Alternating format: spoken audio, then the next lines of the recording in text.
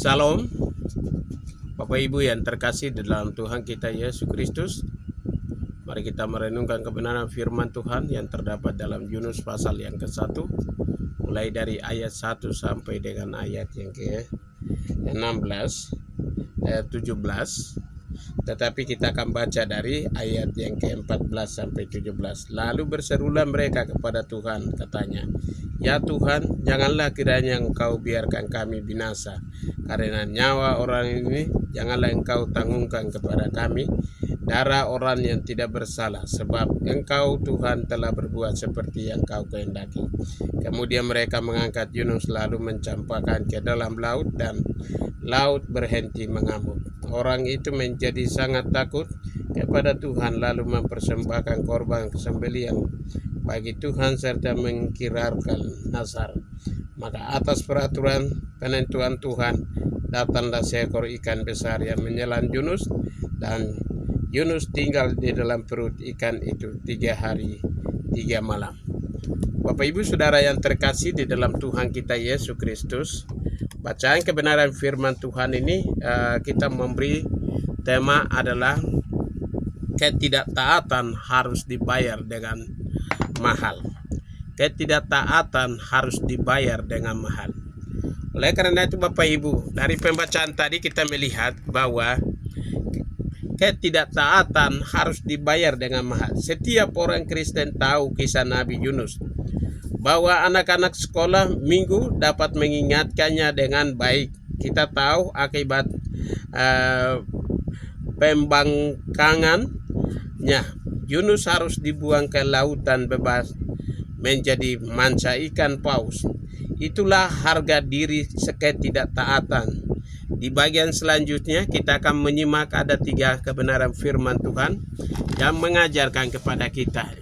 Bagian yang pertama adalah reaksi Allah kepada ketidaktaatan Yunus, ayat 4 dan 5 dari pembacaan tadi.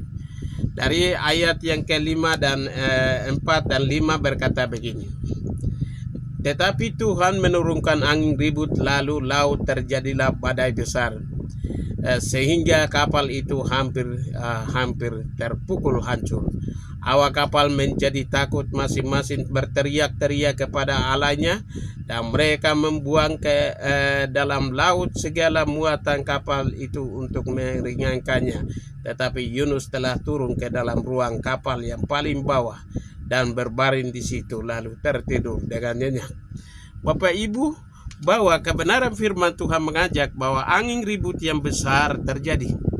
Jadi dari segi panggilannya, Yunus dia harus ke Niniwe. Namun tidak taatannya, maka Yunus menuju ke Tarsis. Namun dalam perjalanan menuju ke sana, Tuhan menurunkan angin ribut. Itu adalah akibat di mana Yunus tidak mentaati pada perintahnya. Yunus dia harus memberitakan Injil, karena Tuhan punya mau harus pergi, namun tidak mau. Dengan alasan di sana banyak orang pintar dari dia. Kemudian dengan di sana ada orang kuat di sana. Pengetahuannya lebih tinggi dibandingkan dengan Yunus. Namun firman Tuhan mengajarkan kepada kita bahwa dia harus pergi. Mengapa? Karena pemilik kebenaran itu adalah Allah itu sendiri. Pemilik kebenaran itu adalah Allah itu sendiri. Dan lidah dan bibir itu adalah ciptaannya Tuhan sendiri. Maka kebenaran firman Tuhan ini mengajarkan kepada kita bahwa apapun diperintahkan kepada Tuhan, maka pergilah dan harus lakukan sesuai dengan perintahnya. Karena angin ribut yang besar terjadi. Orang yang tidak bersalah harus sengsara. Di mana Yunus berada dalam angin ribut itu, dan ia berada di dasar kapal. Ia melarikan diri dari keadaan yang kenyataan. Ia mencari perlindungan yang semu, namun tidak sesuai dengan apa yang dipikirkan, sehingga datanglah angin ribut. Yang kedua adalah Allah tidak kekurangan metode dan cara yang mengembalikan seseorang kepadanya. Allah punya rencana, Allah punya metode yang khusus dipersiapkannya.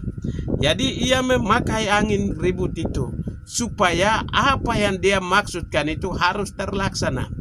Tidak harus kepada orang lain, tetapi sebagaimana Tuhan perintahkan kepada Yunus, maka dia harus pergi dan memberitakan Injil di Niniwe.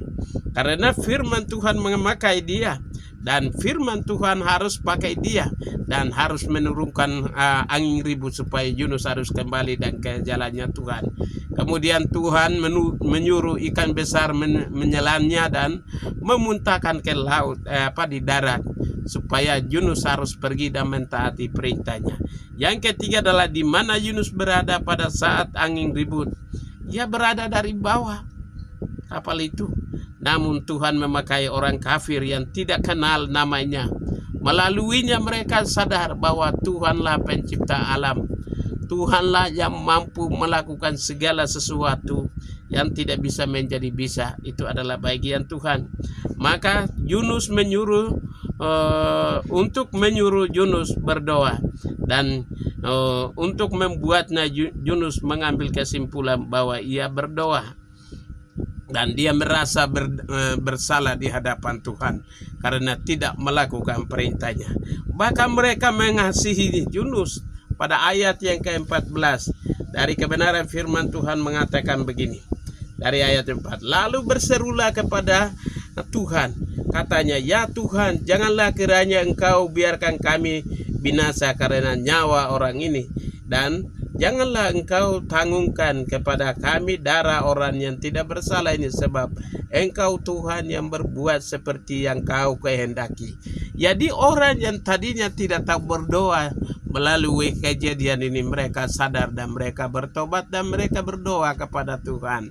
Bapak Ibu yang terkasih di dalam Tuhan kita Yesus Kristus, kadangkala di dalam kehidupan kita dapat menimpa masalah dan persoalan, dapat mengingatkan kepada kita sebagaimana Tuhan memanggil kita dari berbagai pelayanan kita, berbagai pekerjaan kita, berbagai latar belakang kita. Untuk setiap orang siap untuk melayani Tuhan. Untuk itu Tuhan itu mampu melakukan berbagai metode dan caranya sendiri. Oleh karena itu Anda dan saya sudah berlibat atau terlibat di dalam pelayanan, berlayar dan melaksanakan tugas itu. Karena itulah Tuhan menempatkan Anda dan saya untuk melayani sesuai dengan panggilannya. Yang ketiga adalah dalam peristiwa Yunus yang tidak setia, kita melihat kekuasaan tujuan yang mengatasi segala sesuatu. Pada ayat yang ke-17 dari pembacaan tadi, ayat yang ke-17 berkata begini, maka atas penentuan Tuhan datanglah seekor ikan besar yang menelan Yunus, dan Yunus tinggal di dalam perut ikan itu 3 hari 3 malam lamanya.